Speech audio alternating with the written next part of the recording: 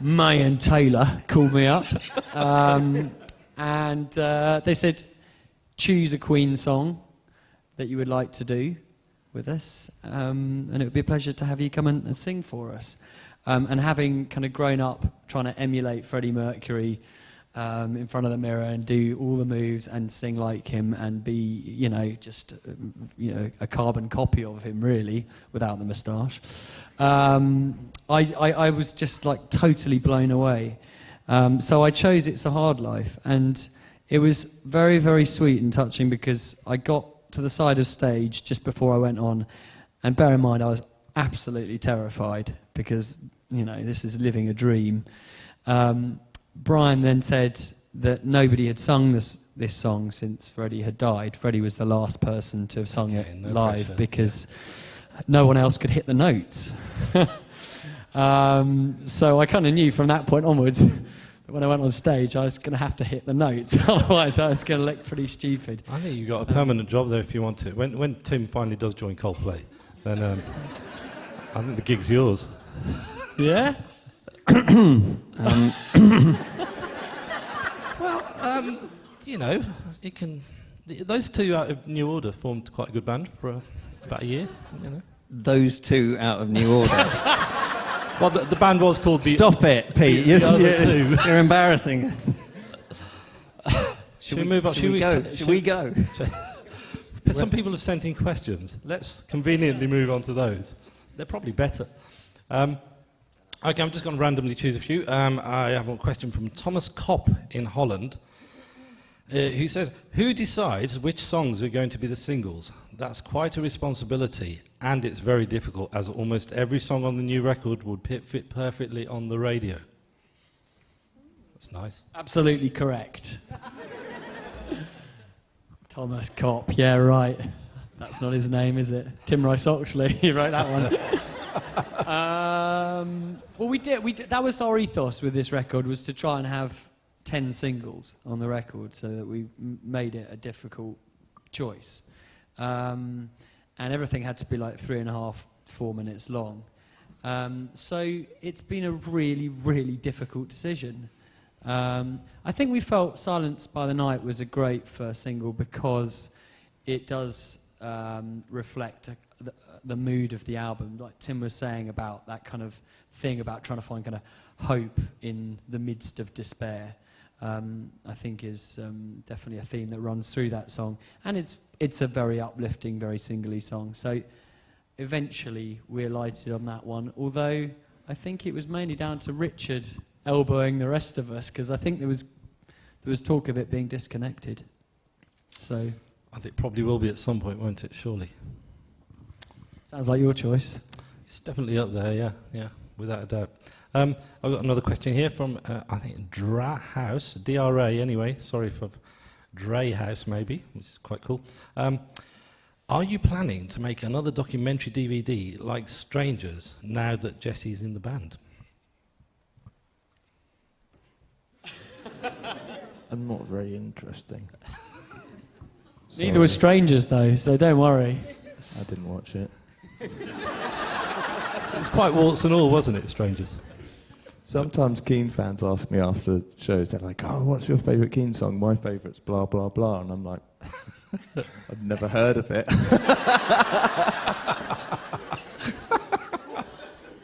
Sorry. You're really soaring through this, aren't you? I'm not a fan. I would examine the paperwork on his... I think we might be having another meeting shortly after this. Yeah, we'll all be sitting around and then we'll all go, yeah, I was thinking that as well. We should... Sarah Jenkins asks, what would you change about the world if you were king for a day? If we were keen for a day or king for a day? King. Well, I always think that it's very sad that the peace movement died on its arse. I mean, whatever happened to that? The peace movement? Yes. It's probably out there somewhere. It just needs... It's a man in a tent next to the Houses of Parliament. That's what it is. It's all that's left of it. It's a woman, is it? Oh, God. You're always one step ahead of us, aren't you? It's us men, isn't it? We go around blowing the world up. We can't help it. Okay, is that anyone? Anyone else? World peace? Anything else? No, sorry. I was going to say that's the same thing. No. No. Reform our heart, maybe. They only just split up. Yeah. Okay, that's the last time I suggest anything. Anyway, moving swiftly on. Well, it's between world peace and reforming our heart. I mean, Maybe if one happened, the other would happen. Anyway, Jessica Natalie Mahecha, I think. I've made a complete pig's ear of that. If you could be any mythological creature for a day, which would you choose and why? It's got to be. Centaur? The centaur is pretty weird, isn't it? I think Jessie looks a bit like a little centaur sometimes. It's like, what's Mr. Tumnus in the Narnia books or something? He's a fawn, dickhead. What's do we know the difference? Centaur's the one between a fawn with and the centaur? horse's body, isn't he? So what's a fawn? You'd be a little unicorn, wouldn't you? You'd like that. I'd be a beautiful, graceful You'd be a unicorn. little mermaid or something. Little hairy mermaid. Next. Mermaids aren't mythological anyway, are they? Well, they're not real. Oh, they're not. Okay, sorry. Unicorns, are they? Yeah, that's another thing entirely. But you know what? I didn't realise until about the age of 12 that unicorns weren't real. Just admitted that to the world. You can make one. Very upset. You can make one if you stick a horn to a horse's head. I'm going to find a white Shire horse pony and just... You can make it real, Tom. Yes, okay. This is an interesting question. It's from Twitter, from @NotTheMonaLisa. How would you react to being turned into a cat? Would you write songs about your relationships with other cats?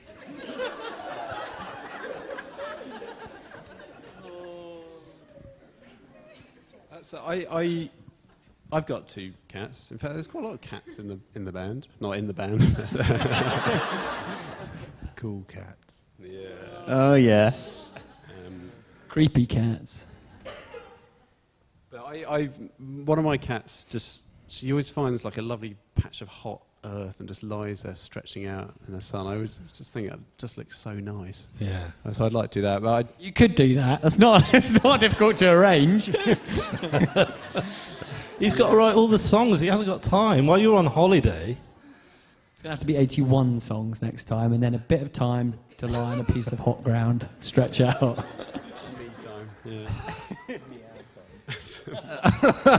You missed that. Jesse just said some meow time. That's fantastic. Okay. Subtle, thank you. Wrap How up are we with a few questions from the floor. Brackets 3. 3 questions. We can maybe have 4 quick ones. Let's Okay. waste no time. Okay, does anyone have any questions for these people? Do I need to give this microphone back? I do, Simon. Okay. Hold on, you've got to wait for the microphone. Okay. The microphone will find you. Oh, okay. What's your favourite Keane song of all the time? One you think, wow, that's amazing.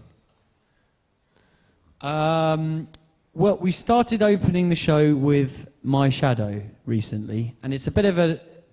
I mean, it's not the best-known Keane song because it was kind of tacked on the end of the Night Train EP and probably should have taken pride of place somewhere more important, I think, than that, because for me it's, I think, one of the most beautiful songs that Tim's written, and I just love the way that it builds and builds and builds into this enormous crescendo. And it has my favourite lyric, that's when you hitch your star to mine, which I think is one of my favourite lyrics.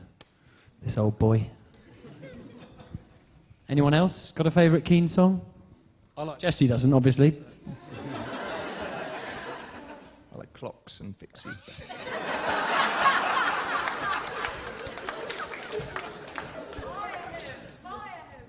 It's done. He's gone. Is that it? Should we move on?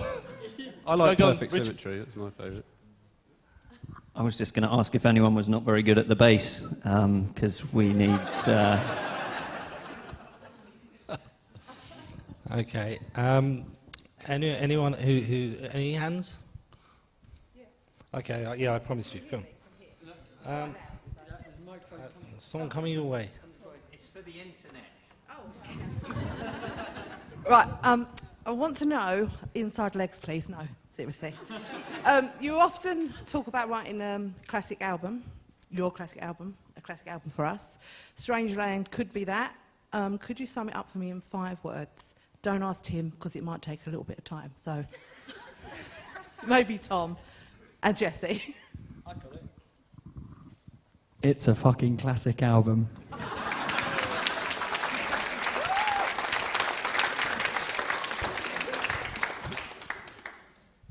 Oh, no? I'm not allowed. Okay. Anyone else? Very, very, very, very good. Done. Okay, moving swiftly. Have we got anyone at the back? I can't see. Any hand? Oh, what a shy audience. Oh, there's one. Okay. There you go.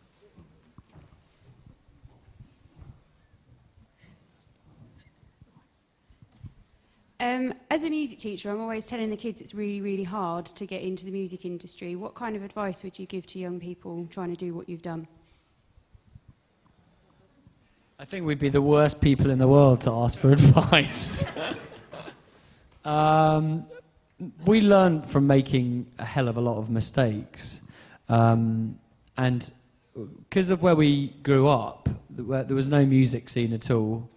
And the schools we went to, there were no other bands. We all moved to London thinking we'd be hanging out with loads of bands, and we didn't. So we kind of didn't really know what we were doing, but we had to learn everything by making mistakes, and often that's the very best way. And I think you just have to work really, really hard at what you do and find your own unique, peculiar thing that makes you different from everyone else. Okay, are we out of time? Can anyone?